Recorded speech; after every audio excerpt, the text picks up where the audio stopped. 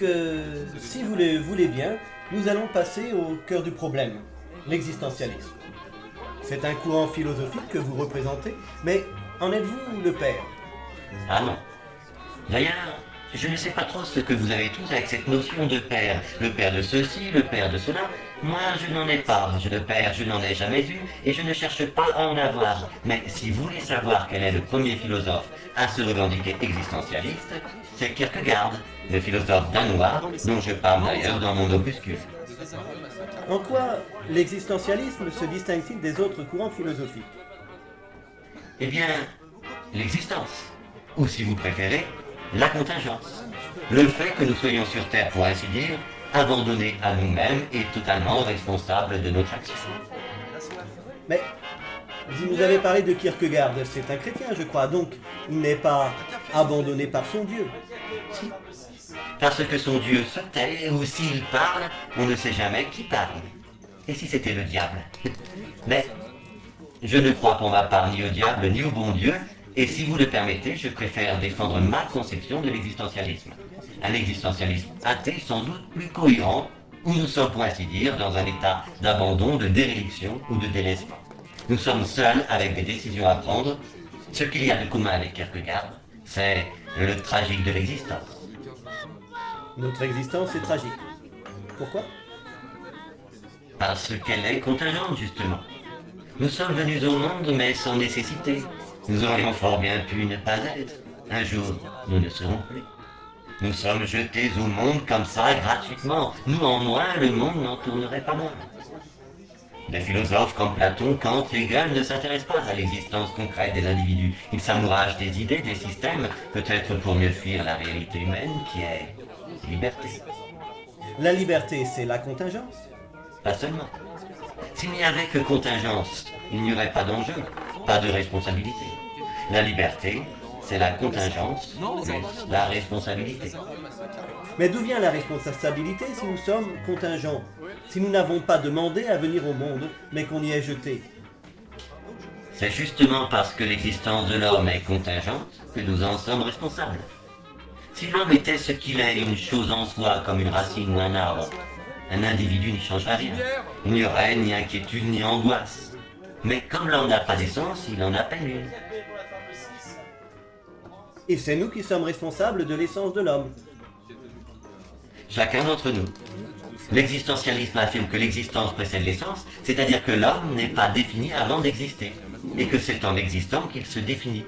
Il se définit dans et par son action, en permanence.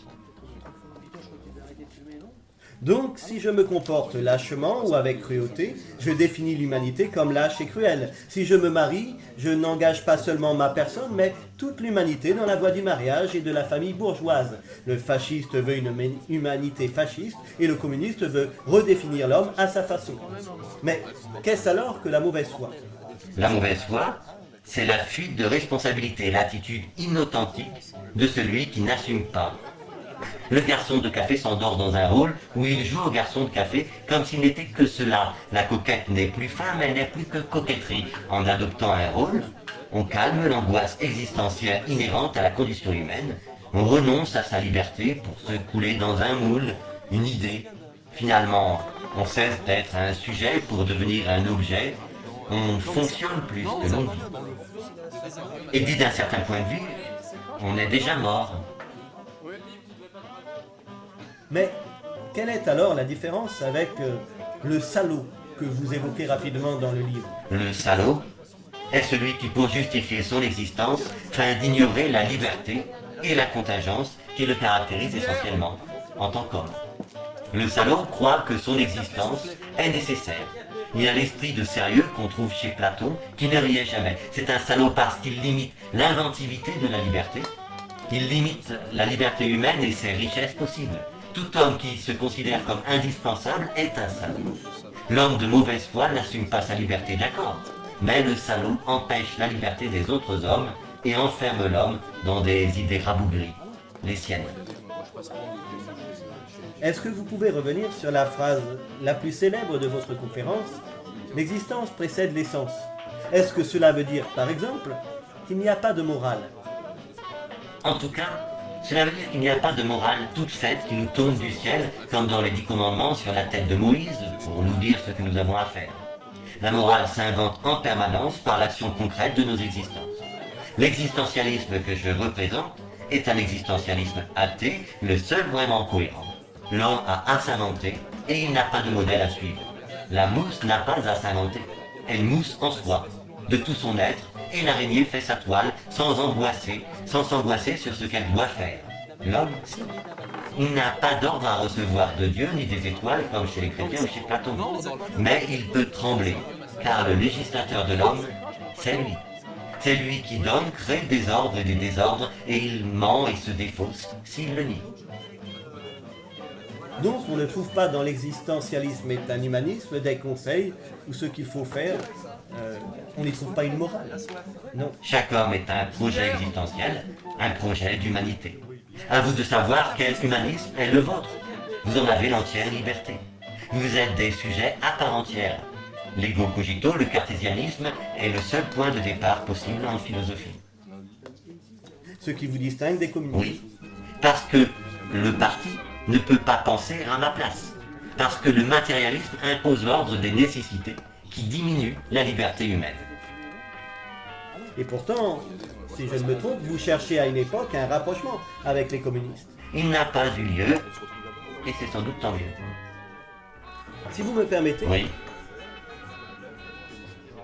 si vous me permettez, je dirais peut-être qu'un certain communisme est mort de cela. Le communisme est parti de la critique de la marchandisation des corps, de l'aliénation de l'homme, mais il a transformé, en fin de sa course historique, les hommes en rouages d'un système qui broie les individualités. cela, c'est vous qui le dites et je ne peux plus le dire. Vous abusez avec raison d'un privilège qui est celui des vivants. Comme je le dis dans l'être et le néant, être mort, c'est être en proie aux vivants, à leur interprétation.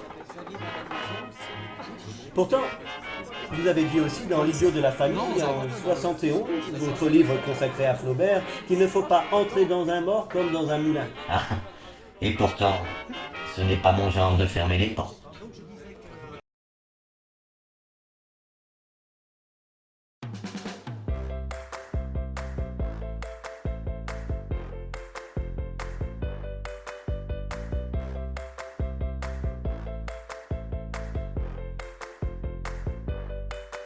Puisque la vie n'est pas belle toute seule, puisqu'il faut la réinventer, parce que la joie est à ceux qui la veulent, il faut philosopher, philosopher, philosopher.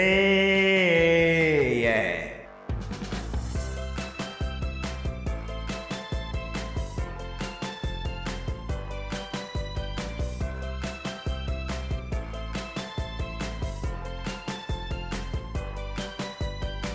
Puisqu'il nous faut briser nos chaînes et faire triompher la raison, puisque nous voulons abattre la haine et puisqu'enfin nous nous aimons, il faut philosopher, philosopher, philosopher.